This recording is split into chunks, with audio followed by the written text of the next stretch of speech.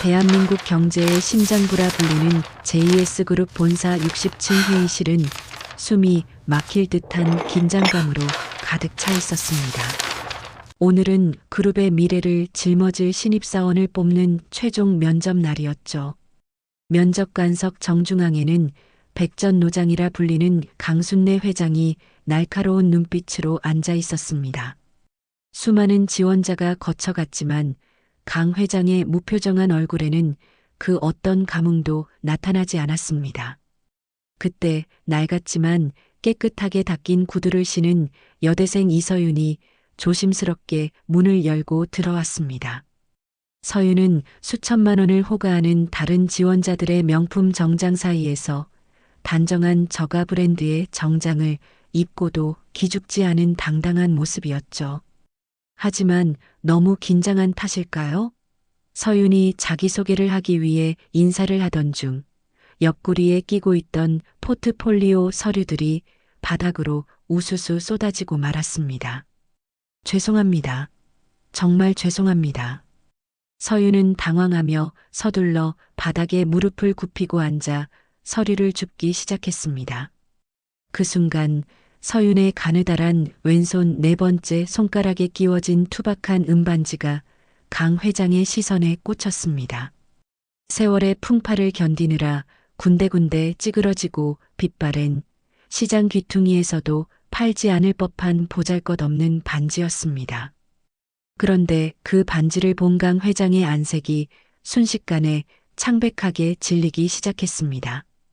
찻잔을 들고 있던 강 회장의 손이 미세하게 떨리더니 이내 쨍그랑 소리를 내며 찻잔이 바닥으로 떨어져 박살이 났습니다. 회장님, 괜찮으십니까? 주변 임원들이 놀라 일어났지만 강 회장은 그들의 목소리가 들리지 않는 듯 했습니다. 그녀의 시선은 오직 서윤의 손가락, 그 찌그러진 은반지에 고정되어 있었죠. 강 회장의 숨소리가 거칠어지고 눈시울이 붉게 달아올랐습니다. 30년 전 지독한 가난 속에서 도망치듯 떠나보내야 했던 하나뿐인 딸의 손에 끼워주었던 세상에 단 하나뿐인 그 반지였기 때문입니다. 강 회장은 떨리는 입술을 간신히 떼며 오늘 면접은 여기서 중단한다고 선언했습니다. 장내에는 일순간 정적이 흘렀고 임원들은 영문을 몰라 서로의 얼굴만 쳐다보았죠. 서윤은 자신이 큰 실수를 저질러 면접이 망쳐진 것이라 생각하며 고개를 숙인 채 눈물을 참았습니다. 하지만 강 회장은 비서실장에게 낮은 목소리로 지시했습니다. 저 아이를 비서실로 데려가게. 무슨 일이 있어도 절대 보내선 안 돼. 운명의 수레바퀴가 30년의 세월을 거슬러 다시 돌아가기 시작한 순간이었습니다. 면접장에서 쫓겨나듯 비서실 내빈용 소파에 앉아 있는 서윤의 어깨는 잔뜩 움츠러들어 있었습니다. 갑작스러운 면접 중단이 자신 때문이라는 죄책감에 서윤은 차마 고개조차 들지 못하고 무릎 위에 놓인 가방 끝만 만지작거렸죠. 그때 복도 끝에서 날카로운 하이힐 소리가 정적을 깨며 다가왔습니다. 문이 거칠게 열리며 들어온 사람은 강 회장의 며느리이자 JS그룹의 실세인 박혜란 상무였습니다. 박 상무는 서윤을 보자마자 벌레를 보는 듯한 혐오스러운 눈빛으로 그녀를 위아래로 훑어보았습니다. 내가 감히 여기가 어디라고 앉아 있는 거야? 우리 어머니가 너 같은 애 때문에 회의를 중단하셨다고? 박 상무의 서슬 퍼런 목소리가 내빈실을 가득 채웠습니다. 서윤은 겁에 질려 자리에서 일어났지만 박 상무는 서윤의 낡은 가방을 낚아채 바닥으로 내동댕이 쳤습니다. 가방 안에서 낡은 지갑과 함께 시장통에서나 볼 법한 손수건이 삐져나오자 박 상무는 비웃음을 터뜨렸습니다. 어디서 이런 구질구질한 걸 들고 와서 회장님 눈을 더럽혀? 너 혹시 우리 어머니 약점이라도 잡고 협박하러 온 꽃뱀이니? 박 상무는 서윤의 손가락에 끼워진 은반지를 발견하고는 억지로 서윤의 손을 잡아챘습니다. 찌그러진 은반지를 본 그녀의 입술이 비열하게 뒤틀렸습니다. 이런 쓰레기 같은 고무를 끼고 면접장에 들어오다니 간이 배 밖으로 나왔구나. 박상무가 서윤의 뺨을 향해 손을 치켜든 순간이었습니다. 그 손 당장 내리지 못할까? 문 밖에서 들려온 강 회장의 서늘한 호통이 박상무의 움직임을 멈추게 했습니다.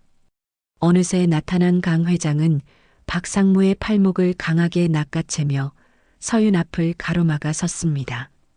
강 회장의 눈은 분노로 이글거리고 있었고 그 뒤로 비서실장과 경호원들이 줄지어 들어왔습니다. 박상무는 당황하며 어머니, 이 여학생이 보통 영악한 게 아니에요라고 변명했지만 강 회장은 싸늘하게 대꾸했습니다. 내 손님에게 무례하게 구는 사람은 그 누구라도 용서치 않겠다. 박상무, 너는 당장 내 눈앞에서 사라져. 강 회장의 서슬 퍼런 위험 앞에 박상무는 입술을 깨물며 밖으로 나갈 수밖에 없었죠. 강 회장은 겁에 질려 떨고 있는 서윤의 손을 부드럽게 감싸쥐었습니다. 그리고는 아이를 달래듯 아주 조심스러운 목소리로 서윤에게 물었습니다. 학생, 미안하네. 그런데 실례가 안 된다면 그 반지를 어디서 얻었는지 물어봐도 되겠나? 서윤은 떨리는 목소리로 이건 저희 할머니가 절대 빼지 말라고 하신 돌아가신 엄마의 유품이에요라고 대답했습니다. 그 말을 들은 강 회장의 눈에 굵은 눈물방울이 맺히며 비서실장에게 서윤의 모든 것을 당장 조사하라고 긴밀히 지시했습니다. 서윤은 폭풍 같은 면접장을 빠져나와 익숙한 냄새가 코끝을 찌르는 재래시장 골목으로 들어섰습니다. 화려한 빌딩 숲에서의 수모는 온데간데 없이 그녀는 익숙한 듯 낡은 앞치마를 두르고 시장 한 구석에서 나무를 파는 할머니 곁에 털썩 앉았습니다. 할머니, 나왔어. 오늘도 나물이 참 싱싱하네. 서윤은 억지로 밝은 미소를 지으며 흙 묻은 할머니의 거친 손을 자신의 고운 손으로 감쌌습니다. 할머니는 손녀의 얼굴에 묻은 그늘을 단번에 알아챘지만 아무것도 묻지 않은 채 그저 두툼한 손으로 서윤의 등을 토닥였습니다. 그래, 고생했다. 우리 강아지 배고프지? 할미가 뜨끈한 국밥 한 그릇 말아줄 테니 어서 먹어라. 할머니의 따뜻한 말 한마디에 서윤은 참았던 눈물이 왈칵 쏟아질 뻔했지만 애써 고개를 숙이며 찌그러진 은반지를 만지작거렸습니다. 그 시각 시장 입구에 세워진 검은 승용차 안에서는 강 회장의 비서실장이 망원경을 통해 이 모든 광경을 지켜보고 있었습니다. 서윤이 할머니를 대신해 무거운 짐을 나르고 시장 상인들에게 싹싹하게 인사를 건네는 모습은 하나하나 기록되어 강 회장에게 실시간으로 보고되었죠. 강 회장은 서윤이 시장 바닥에서 나무를 팔면서도 웃음을 잃지 않고 할머니를 봉양하는 고아라는 사실에 가슴이 미어지는 통증을 느꼈습니다. 한편 박상무가 보낸 괴한들도 시장 주변을 맴돌며 기회를 엿보고 있었습니다. 그들은 서윤의 가방을 훔치거나 할머니를 위협해 강 회장의 약점을 알아내라는 은밀한 지시를 받은 상태였죠. 시장의 활기찬 소음 뒤로 어두운 그림자가 서서히 들이우고 있었지만 서윤과 할머니는 서로를 의지한 채 소박한 저녁 식사를 나누고 있었습니다. 밤이 깊어 시장 상인들이 하나둘 불을 끄고 돌아갈 무렵 할머니는 잠든 서윤의 머리맡에서 낡은 비단 보자기를 꺼냈습니다. 보자기 안에는 빛바랜 아기 베넷 저고리와 JS그룹의 로고가 선명한 낡은 손수건이 소중하게 보관되어 있었습니다. 할머니는 이제 정말 때가 된 모양이구나라고 나직이 읊조리며 창밖으로 비치는 달빛 아래서 한참 동안 서윤의 얼굴을 쓰다듬었습니다. 다음 날 아침 평화롭던 시장 골목에 검은 대형 세단들이 줄지어 들어오며 엄청난 파란이 일어날 줄은 꿈에도 모른 채 말입니다. 평화롭던 시장 골목의 아침은 타이어 끄는 소리와 비명으로 순식간에 아수라장이 되었습니다. 박상무가 보낸 검은 양복의 사내들이 서윤의 집을 포위하듯 에워쌌고 그들은 거친 손길로 나무를 정리하던 할머니의 팔을 낚아채 차 안으로 밀어 넣으려 했죠. 이게 무슨 짓들이에요? 우리 할머니 놔줘요. 서윤은 비명을 지르며 사내들의 앞을 가로막았지만 건장한 사내의 힘에 밀려 차가운 시멘트 바닥 위로 내팽개쳐지고 말았습니다. 무릎에서 피가 배어 나왔지만 서윤은 아랑곳하지 않고 다시 일어나 할머니를 붙잡은 사내의 손등을 깨물며 저항했습니다. 그때 뒤편에 서 있던 고급 세단의 문이 열리며 박상무가 우아하지만 서늘한 모습으로 내렸습니다. 그녀는 흙먼지를 뒤집어 쓴 서윤을 내려다보며 내까짓게 감히 우리 가문의 피를 이어받았을 리가 없지라고 냉소하며 서윤의 손가락에 끼워진 은반지를 강제로 빼앗으려 서윤의 손목을 비틀었습니다. 서윤이 고통으로 얼굴을 찌푸리던 그 찰나 시장 입구에서 요란한 사이렌 소리와 함께 강 회장의 경호팀이 탄 차량들이 들이닥쳤습니다. 비서실장의 다급한 보고를 받은 강 회장이 직접 현장으로 달려온 것이었습니다. 강 회장의 경호원들이 순식간에 박상무의 부하들을 제압하며 시장 골목은 팽팽한 대치 상황에 놓였습니다. 갑작스러운 소란과 공포를 견디지 못한 서윤의 할머니는 가슴을 부여잡으며 그 자리에 쓰러지고 말았습니다. 서윤은 울부짖으며 할머니의 머리를 감싸 안았고 차에서 내린 강 회장은 쓰러진 할머니의 얼굴을 확인하자마자 심장이 멎는 듯한 충격에 휩싸였습니다.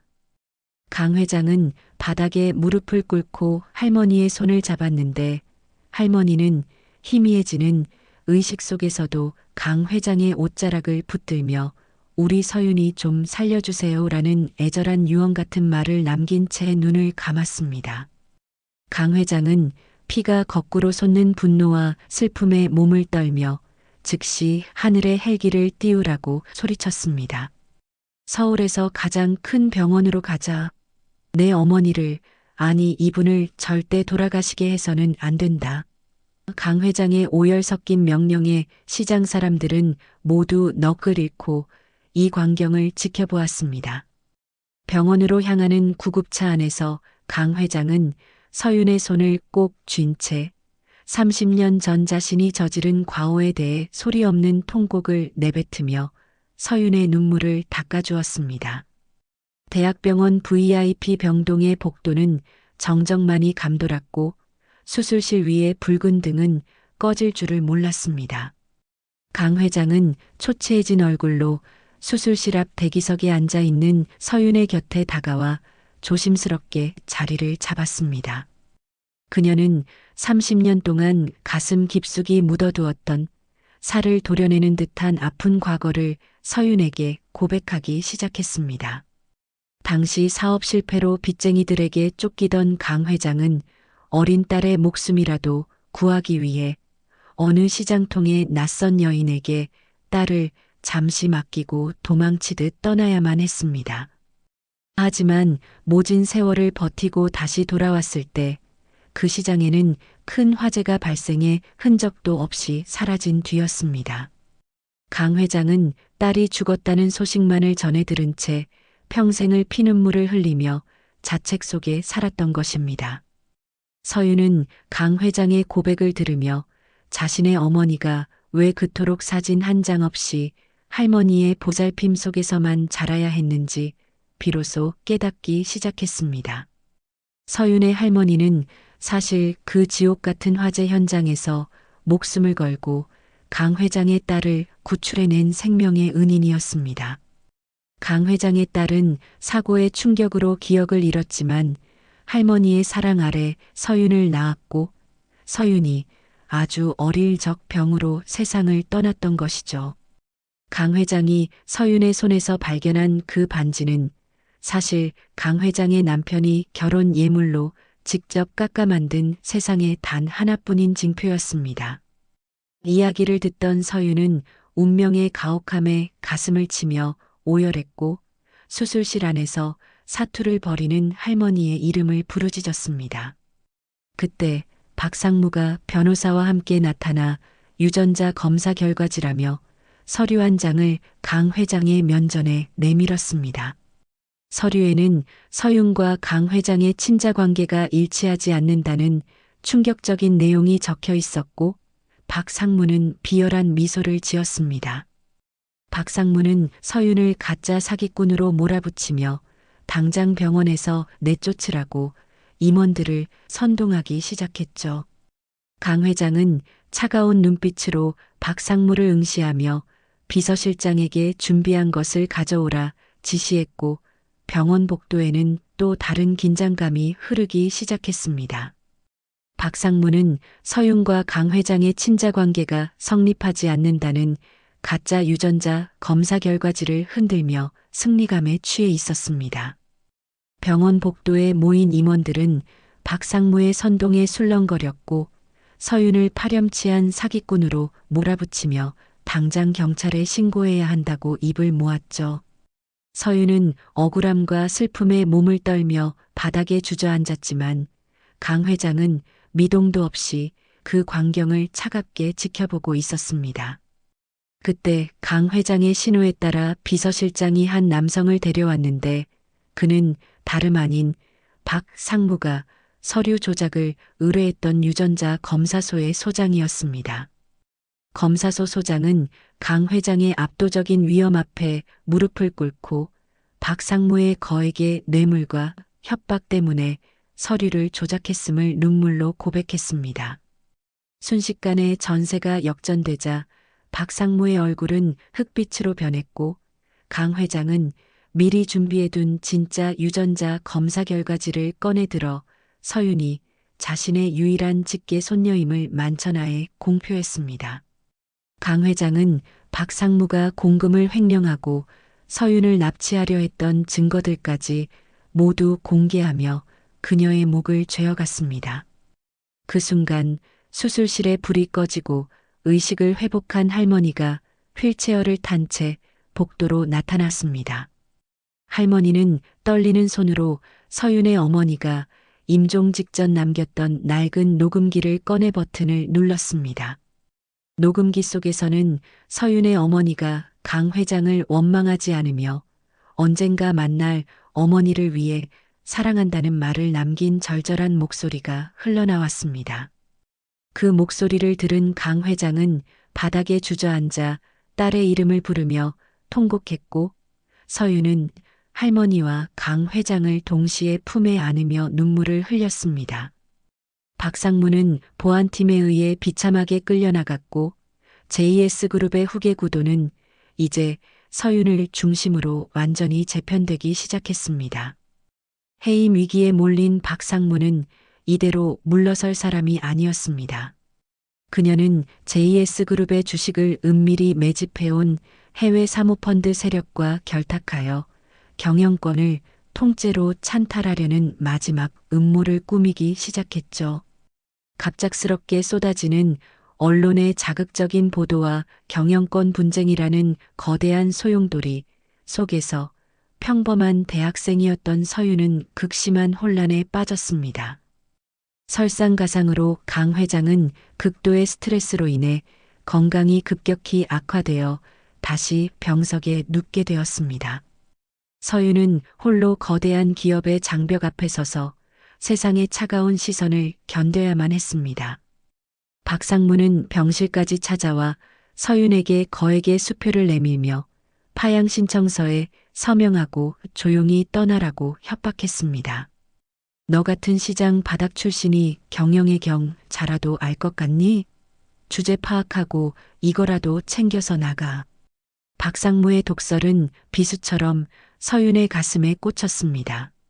하지만 서윤은 눈물을 닦으며 강 회장의 침상 곁에서 밤새도록 두꺼운 재무제표와 경영 서적을 파고들기 시작했습니다. 서윤의 진심을 아는 시장 상인들도 가만히 있지 않았습니다. 그들은 서윤을 지키기 위해 자신들이 평생 일궈 모은 쌈짓돈으로 산 소액 주주권을 한데 모으기로 결의했죠. 서윤의 할머니 또한 노구의 몸을 이끌고 시장 인맥을 총동원해 박상무와 결탁한 사모펀드의 뒤를 캐내기 시작했습니다.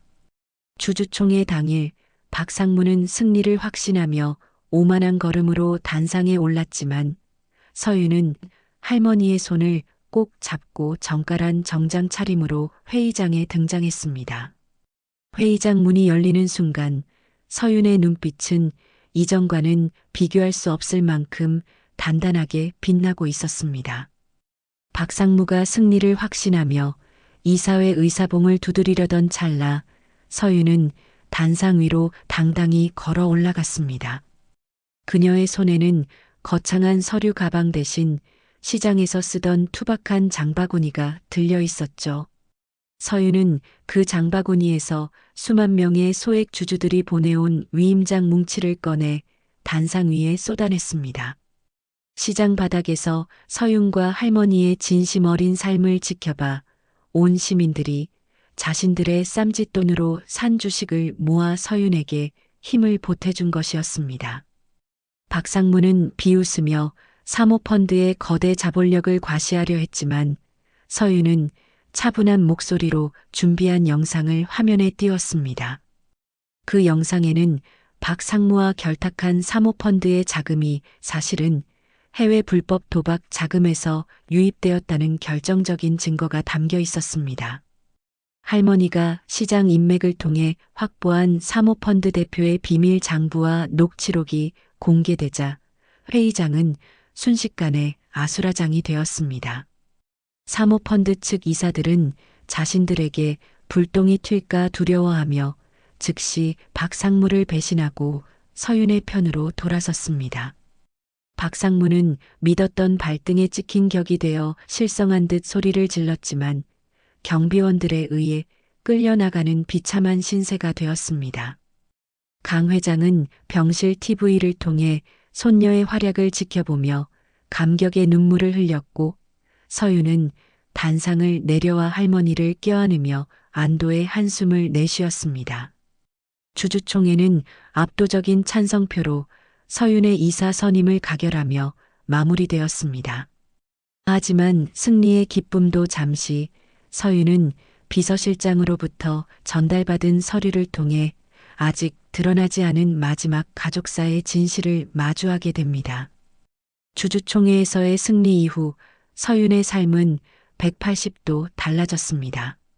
그녀는 JS그룹의 이사로서 가장 먼저 시장 상인들과 소상공인들을 위한 대대적인 상생 프로젝트를 가동하며 기업의 이익을 사회로 환원하는 파격적인 행보를 보였죠. 강 회장은 건강을 기적적으로 회복하여 서윤과 함께 딸의 묘소를 찾았고 30년 전의 잘못을 빌며 참회의 눈물을 흘렸습니다. 할머니 역시 이제는 무거운 나물 바구니를 내려놓고 강 회장의 저택에서 생전 처음 누려보는 평온한 일상을 보내게 되었습니다.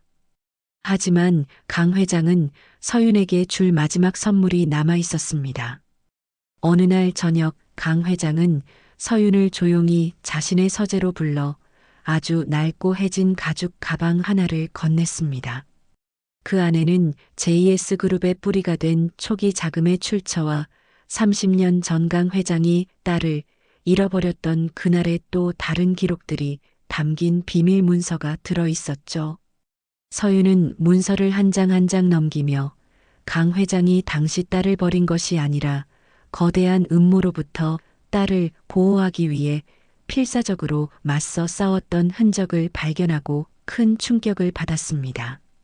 문서의 끝부분에는 서윤이 그토록 사랑하는 할머니의 젊은 시절 사진과 함께 지금까지 아무도 몰랐던 할머니의 이름이 적혀 있었습니다.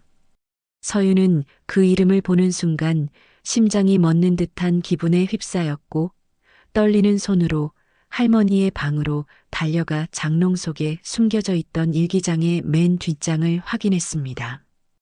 그곳에는 서윤의 출생과 할머니의 정체에 관한 지금까지의 모든 반전을 뒤엎는 마지막 진실이 할머니의 서글픈 필체로 빼곡히 적혀 있었습니다. 폭풍처럼 몰아치던 주주총회가 끝나고 저택으로 돌아온 서윤은 홀로 서재에 앉아 할머니의 낡은 일기장을 다시 펼쳤습니다. 손끝이 떨릴 정도로 긴장한 서윤의 눈앞에 나타난 일기장의 마지막 장은 30년 동안 베일에 쌓여있던 가문이 잔혹하고도 숭고한 비밀을 담고 있었죠. 일기장 속 빛바랜 사진 한 장에는 젊은 시절의 강 회장과 그 곁에서 인자하게 웃고 있는 한 여인의 모습이 담겨 있었습니다. 그 여인은 바로 서윤이 평생 남이라 믿고 의지해온 할머니였습니다. 놀랍게도 서윤의 할머니는 강 회장이 30년 전 죽은 줄로만 알았던 친어머니이자 서윤의 증조할머니였습니다. 당시 강 회장이 사업에 미쳐 가족을 돌보지 않고 권력만을 쫓자 할머니는 손녀 서윤의 어머니라도 평범하고 정직한 사람으로 키우기 위해 죽음을 위장하고 아이를 데리고 사라졌던 것입니다. 강 회장이 그토록 찾아 헤매던 은희는 사실 그녀가 가장 가깝게 두었어야 할 자신의 어머니였죠. 서윤은 이 믿기지 않는 사실을 확인하기 위해 할머니의 방으로 달려갔습니다. 방 안에는 이미 강 회장이 먼저 도착해 할머니 앞에 무릎을 꿇고 통곡하고 있었습니다. 어머니, 왜 이제야 나타나셨나요? 제가 그 모진 세월을 어떻게 버텼는데. 강 회장의 절규 섞인 물음에 할머니는 서윤을 바라보며 나직이 대답했습니다.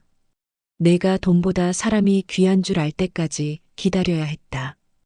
이제야 내 눈에 사람이 보이니 비로소 내가 내 어미로 돌아올 수 있겠구나. 할머니의 고백은 차가운 기업가였던 강 회장의 심장을 완전히 녹여버렸습니다. 서윤은 자신의 뿌리가 얼마나 깊고 숭고한 사랑으로 지켜져 왔는지 깨닫고 숙연해졌습니다. 3대에 걸친 오해와 증오, 그리고 가난이라는 굴레는 할머니의 위대한 희생과 인내 덕분에 눈물 섞인 용서로 승화되었습니다. 이제 JS그룹은 단순한 자본의 집합체가 아니라 한 가족의 사랑과 희생이 담긴 결정체로 거듭날 준비를 마쳤습니다.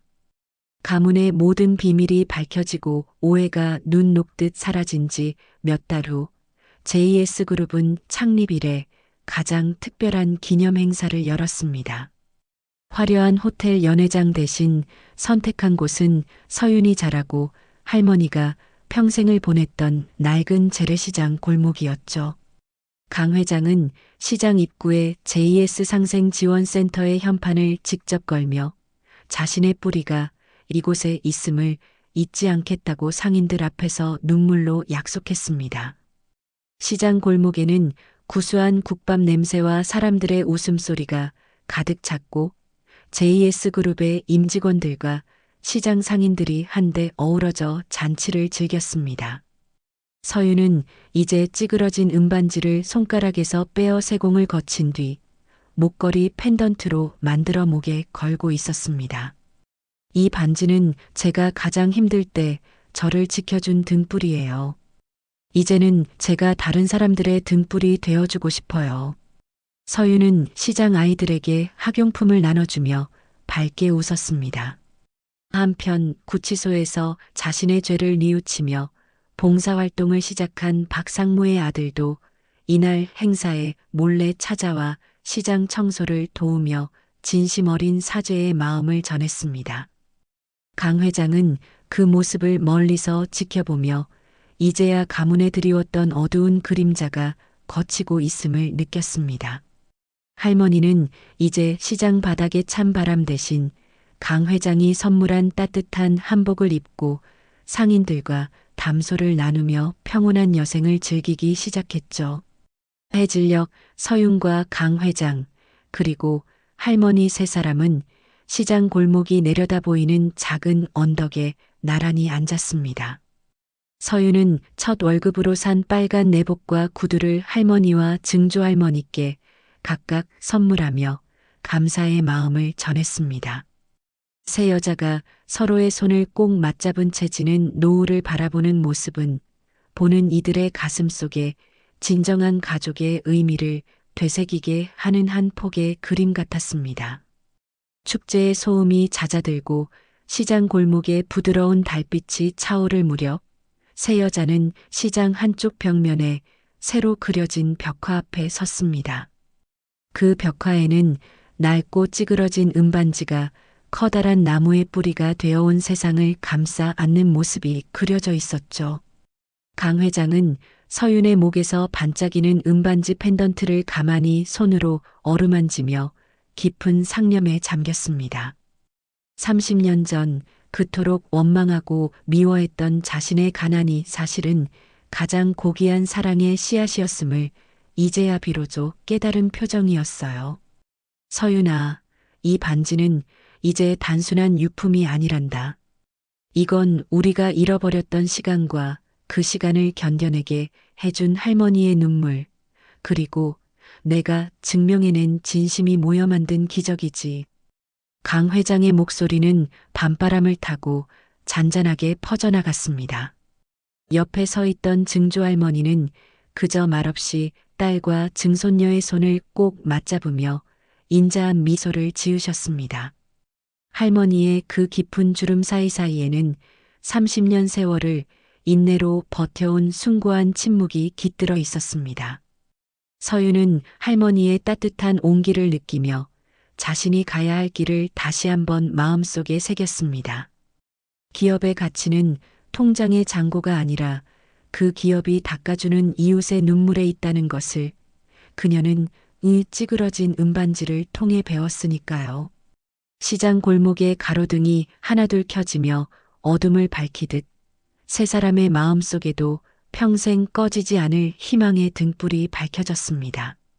화면은 서서히 멀어지며 시장 전체의 풍경을 비추고 강 회장의 따뜻한 내레이션이 마지막 여운을 더합니다. 우리는 흔히 화려하고 완벽한 것만을 성공이라 부르곤 합니다.